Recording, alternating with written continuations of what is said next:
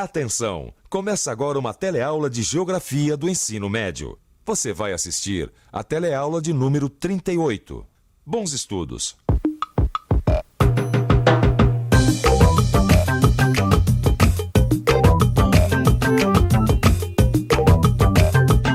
Aí, luxo, riqueza... Pois é, Gil, eu estava pensando, a gente sabe que uma pessoa é rica pelos bens que ela possui.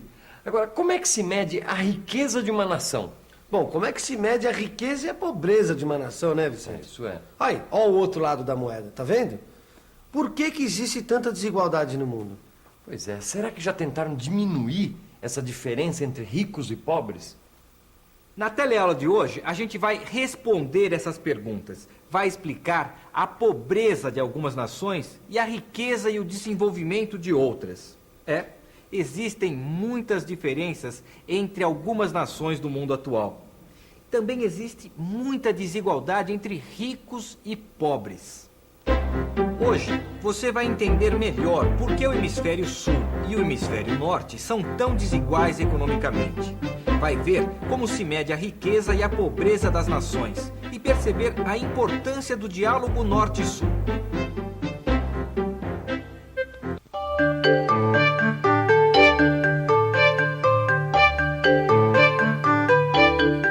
Adam Smith foi um dos mais importantes teóricos da economia clássica liberal. Ele era um filósofo e economista político escocês que viveu no século XVIII. O seu livro A Riqueza das Nações, publicado em 1776, continua sendo lido até hoje. Nenhuma sociedade pode crescer e ser feliz se a maioria dos seus membros são pobres e miseráveis. Para medir a pobreza ou a riqueza das nações, a gente usa o PIB, que significa Produto Interno Bruto. O PIB é a soma das riquezas produzidas num país ao longo de um ano. Mas o PIB não é a única referência para medir as desigualdades que existem entre os países industrializados do hemisfério norte e os países de economia primária exportadora do hemisfério sul. Existem também outros indicadores. Como é que você acha que dá para saber se um país é rico ou é pobre? Você me pegou, hein? É só olhar pra rua, né? Só olhar na rua, você vê mendigo de monte. Olhando a qualidade de vida na habitação, na saúde e na educação. Um país rico tem uma economia estável, né? Estabilizada, uma distribuição de renda justa. Aí pode ser considerado um país rico, né? É bem pobre, você vê pelo que tem de gente na rua, pedindo dinheiro, pedindo esmola, trabalhando como ambulante. Terrível. Quando o pessoal tem trabalho e ganha dinheiro. No Brasil, dá pra gente perceber que mesmo num só país podem existir grandes contrastes entre a riqueza e a pobreza. Agora percebe só, num lugar rico, como essa avenida aqui, existe um grande consumo de energia, enquanto em lugares mais pobres da cidade quase não existe consumo de energia. Pois é, o consumo de energia também é um indicador da riqueza e da pobreza das nações. As pessoas que vivem nos Estados Unidos, no Canadá, na Europa, Japão e Austrália formam aproximadamente 1/5 da população mundial. Mas consomem muito mais do que a metade de toda a energia primária produzida no mundo. Mas além dos indicadores econômicos, existem também os sociais e culturais. Os indicadores de desenvolvimento humano da população. Quer dizer, desde o índice de alfabetização, passando pela quantidade de calorias que são ingeridas pelas pessoas, até o grau de acesso à água tratada e ao uso de instalações sanitárias. Em 1990, a ONU criou o Índice de Desenvolvimento Humano, IDH. Esse índice tem 3 componentes básicos: longevidade, grau de conhecimento e nível de vida de uma população. A longevidade é medida pela esperança de vida ao nascer. O nível de conhecimento é medido pela quantidade de adultos alfabetizados e pela média dos anos de escolaridade. O nível de vida se mede pelo poder aquisitivo médio da população. Existem diferentes indicadores da pobreza e da riqueza das nações.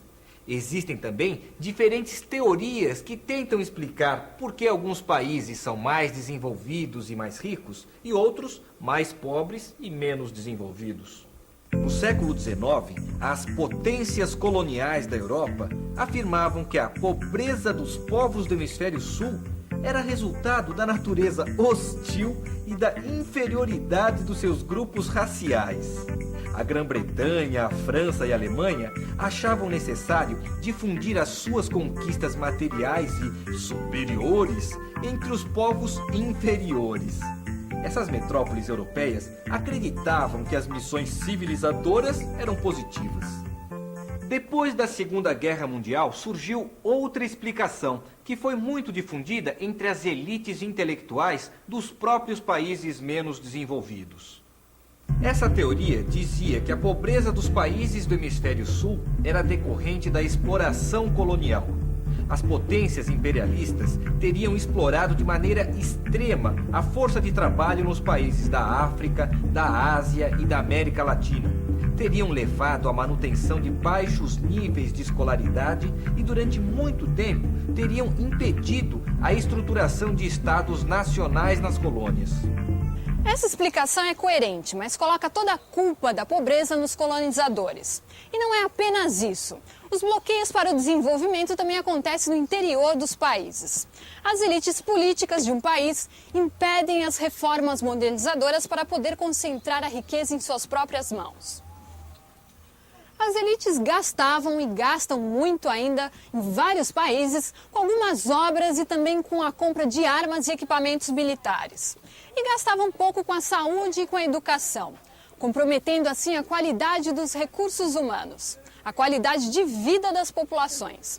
No século XIX, o capitalismo industrial tinha muitas vantagens com a exploração colonial. As potências colonizadoras adquiriam matérias-primas e produtos tropicais e, em troca, forneciam produtos industriais. Eram trocas desiguais que traziam grandes lucros às economias industriais. Mas depois da Segunda Guerra Mundial, os interesses das potências industriais eram outros. O desenvolvimento da economia delas estava cada vez mais ligado às descobertas técnico-científicas. Repara só, Vicente, ó. Essas empresas são de potências industriais, se instalam em países pobres, usam a matéria-prima e a mão de obra barata desses países, então... É também um tipo de exploração, né? Mas será que também não é um tipo de dominação, Vicente? E o pior é que é uma dominação muito mais sutil do que antigamente, né? Ah, isso é.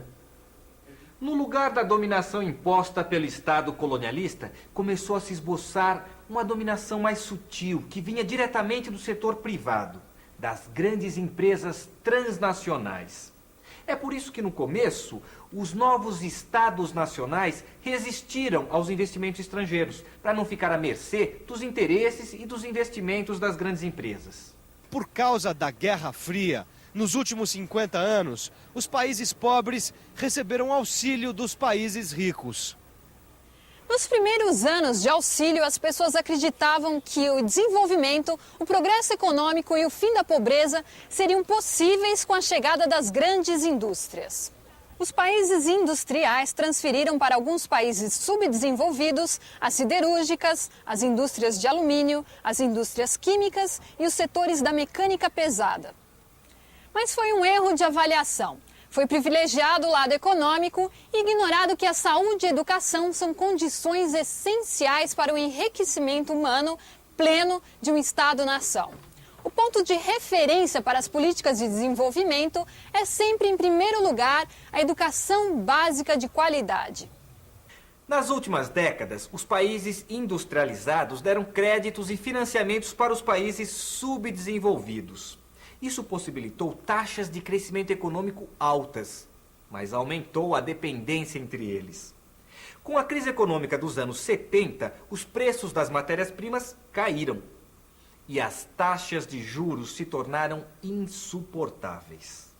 Como os países pobres não conseguiam pagar as dívidas, o crescimento econômico foi bloqueado.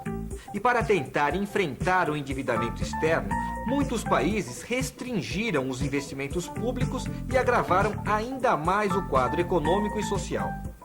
Alguns economistas acham que os países ricos estruturaram o sistema financeiro e as trocas internacionais apenas para atender aos seus próprios interesses, garantindo assim vantagens e lucros. Pois é, Vicente, olha só. 1 bilhão de habitantes vive na pobreza absoluta. É quase 20% da população mundial. E a maioria desses países que vive essa pobreza absoluta tá ou na África ou na Ásia. Pois é, são os 2 cinturões aqui, olha só. Tem o cinturão africano que atravessa toda a África equatorial e tropical, do Saara até a bacia do Zambeze. E o cinturão asiático, no sul e no sudeste, do Paquistão até a Indonésia. E que diferença enorme, hein? A pequena população rica com tanto e a grande população pobre com tão pouco. É muita desigualdade mesmo, né? Pois é, com tanta diferença, como é que o diálogo norte e sul pode continuar? O diálogo norte e sul precisa se estabelecer em novas bases. Isso é uma exigência da ordem econômica mundial. E a Assembleia Geral da ONU decidiu isso em 1974. Agora eu te pergunto, você sabe o que é a ONU? Então fique por dentro. A ONU fica em Nova York, nos Estados Unidos. Ela começou a funcionar logo após a Segunda Guerra Mundial. É uma grande organização internacional que reúne as nações em assembleias pelos mais variados motivos. A ONU tem algumas instituições especializadas, como a Unesco, que é voltada para a educação, ciência e cultura, a OMS para a saúde e a FAO para a alimentação e agricultura. A ONU, as Nações Unidas, podem promover esse diálogo norte e sul. Mas os movimentos feitos pelo bloco dos países do Hemisfério Sul ainda não sensibilizaram os países mais ricos. Bom, depois de tantos novos aprendizados, vamos para a revisão? E atenção, se liga aí, que é hora da revisão. Na teleaula de hoje, você aprendeu que, além do PIB, existem outros indicadores para a pobreza e riqueza das nações.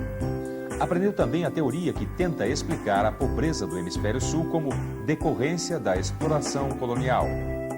Viu que depois da independência, os países industrializados deram créditos e financiamentos para os países pobres, que se endividaram.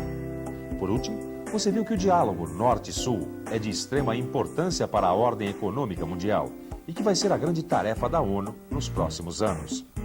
Essa teleaula teve um assunto muito importante para nós brasileiros.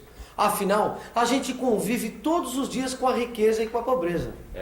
Mais um bom motivo para ler e estudar bastante. Até a próxima. Até.